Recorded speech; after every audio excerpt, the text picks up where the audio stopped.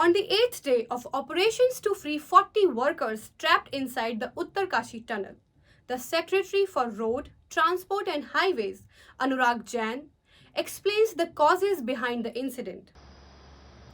He outlines the comprehensive rescue action plan and details out the ongoing efforts to provide crucial food and water supplies to the workers trapped inside. जानकारी है कि Silkyara tunnel में एक collapse हुआ, जिसकी वजह से हम सब लोग, पूरा देश उसको परेशान है। उनकी ज़िंदगी बहुत बहुमूल्य है, इसलिए उसके बचाने के हर संभव प्रयास करते हैं। मैं आपको बताऊं, ये इस प्रकार की टनल बनाई जा रही थी। टनल हमेशा दो पार्ट्स में बनती है, तो ये टनल करीब 4.48 किलोमीटर दूर है। इस शेप की टनल है, बीच की वॉल से वो सेपरेटेड होनी है। अभी अंडर कंस्ट्रक्शन टनल थी। ये सिलक्यारा का सिरा है, सिलक्यारा एंड है। पहले 80 मीटर टनल बन चुकी है पूरी, मतलब अंदर पूरी सीमेंट कंक्रीट भी हो चुकी है, उसको फिनिश टनल है। इस 80 मीटर में कोई इशू नहीं। इस 80 मीटर से लेके लगभग 300 मीटर तक के पॉइंट पर बीच में जियोलॉजी थोड़ी सी वीक थी, तो करीब 4-4.5 साल पहले इसके ऊपर जो स्टेबलाइजेशन के लिए लेटेस्ट फ्रेमवर्क होता है वो लगा के छोड़ा गया था।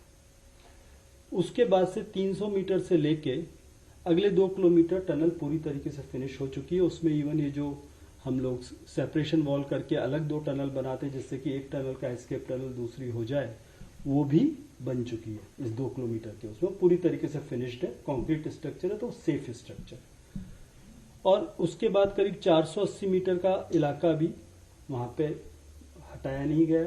और उसके बाद करीब 1.7 किलोमीटर की जो टनल है वो भी उसकी फिनिशिंग स्टेज पर है, क्योंकि पिछले 4-4.5 साल से यहाँ पर कोई जमीन का मूवमेंट नहीं देखा गया था। सब जगह लेटेस्ट फ्रेमवर्क लगा के सेंसर्स लगाए जाते हैं, तो उस वजह से इन्होंने इस पे फाइनल फिनिश करने के लिए, कंक्रीटिंग करने के लिए कॉन्ट्रैक्टर्स जो हैं उन्होंने काम शुरू करने की बात की, तो उससे मक पूरी नीचे गिर गई। वो मूवमेंट हुआ उसमें, जबकि वो 4.5 साल से स्टेबल था।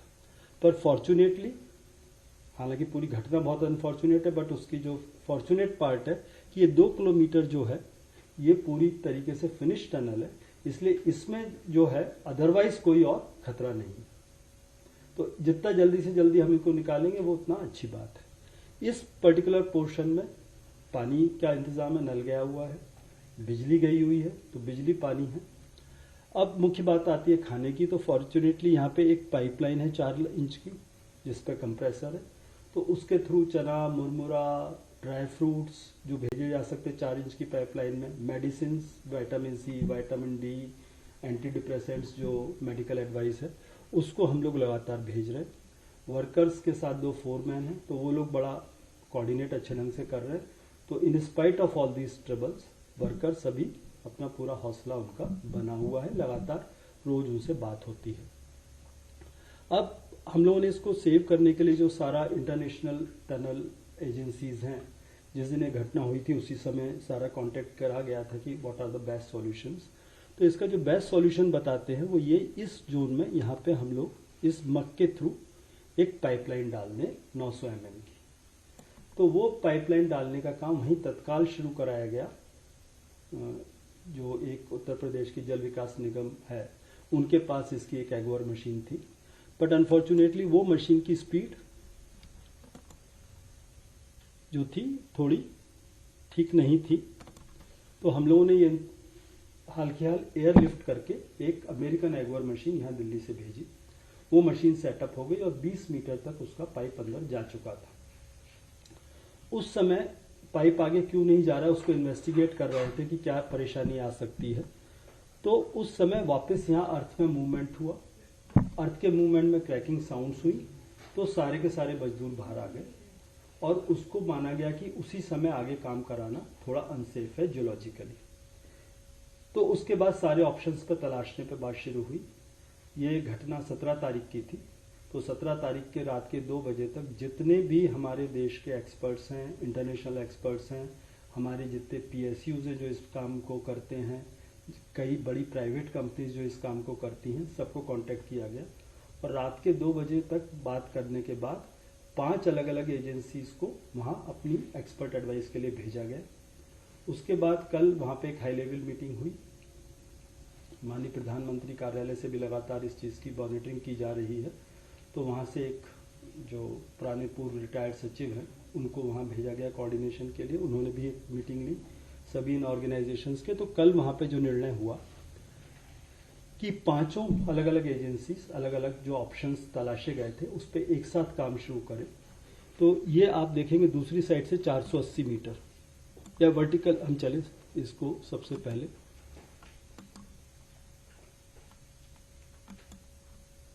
इसके बाद मैं बताऊंगा कि अलग अलग क्या क्या कर रहे हैं।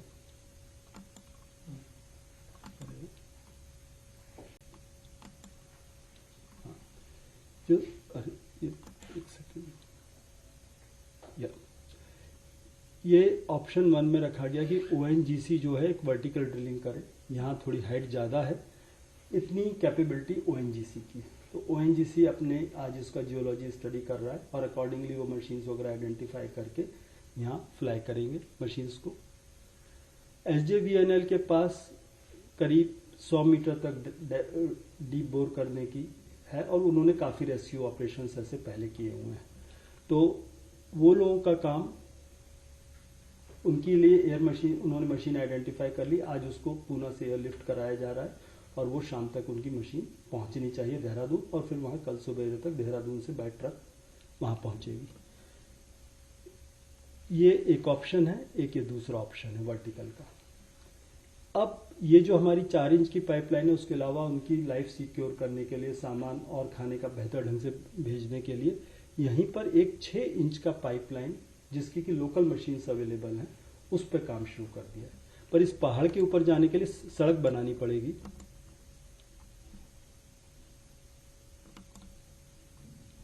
पहाड़ के ऊपर जाने के लिए सड़क बनानी पड़ेगी।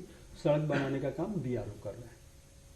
कल ही जब ये सुबेरे फैसला हुआ, शाम तक BRO ने इस पॉइंट तक पहुंचने के लिए 50% के करीब सड़क रात में पूरी कर दी है। उम्मीद है आज शाम तक उनकी सड़क बन जाएगी। उसके बाद ये जो लाइफ लाइन के एडिशनल सपोर्ट के लिए वो काम हम लोग शुरू कर पाएंगे। इसके बाद ये जो इसका टनल का लेफ्ट हैंड है वहां से एक हॉरिजॉन्टल बोर करने के लिए RVNL को काम कहा गया और ये लाइफ लाइन सपोर्ट का काम RVNL कर रहे हैं यहाँ ऊपर। तो ये एक माइक्रो टनलिंग मशीन होती है, उसके थ्रू वो 170 मीटर दूर जगह है वहां से वो अप्रोच करने की कोशिश कर रहे हैं। ये जो सो कॉल्ड अनसेफ इलाका था, हम लोगों ने साथ में सारे इंजीनियर्स के बैठ के कहा कि इसके कोई सॉल्यूशंस निकाले जाएं। तो एक टेक्निकल सॉल्यूशन निकाला कि वहाँ एक कैनोपी क्रिएट कर दी जाए जिससे कि वर्कर सेफ हो जाए। आर्मी के लोग भी वहाँ पहुँच गए हैं और वो वहाँ पे एक सेफ पैसेज जो प्रीकास्ट कल्वर्ट्स का होता है वो क्रिएट कर रहे हैं। तो एक बार वो हो जाएगा और ये कैनोपी बन जाएगी तो उसके बाद हम पाइप लेइंग का काम पाइप के थ्रू दोबारा शुरू कर देंगे और वो सक्सेसफुल हो गया तो बहुत रिलेटिवली जल्दी सफल हो सकता है। But that we are working in very dangerous zone, उतना हमने रियलाइज करना है। इसीलिए बाकी ऑप्शंस पे हमने साथ के साथ काम शुरू कर दिया। और ये जो 5वां सॉल्यूशन है ये बिल्कुल एक और श्योर शॉर्ट सॉल्यूशन है। ये वर्टिकल बोरिंग भी रीजनेबली श्योर सॉल्यूशन है। ये तो सिर्फ मिट्टी कट के, पर ये 480 मीटर है तो इसको काटने में टाइम लगता है। तो वो काम THDCL को दे दिया गया। इस प्रकार से 5 डिफरेंट एजेंसीज को काम दे दिया गया। सभी एजेंसीज के जियोलॉजिस्ट, एक्सपर्ट सब लोग मिलकर एक टीम की तरीके से काम कर रहे हैं और इसमें बिल्कुल क्लियर मंशा भारत सरकार की, माननीय प्रधानमंत्री जी की, हर आदमी ने क्लियर किया है किसी भी कीमत पर मजदूरों की जो प्रेशियस लाइफ है वो बचाई जाए।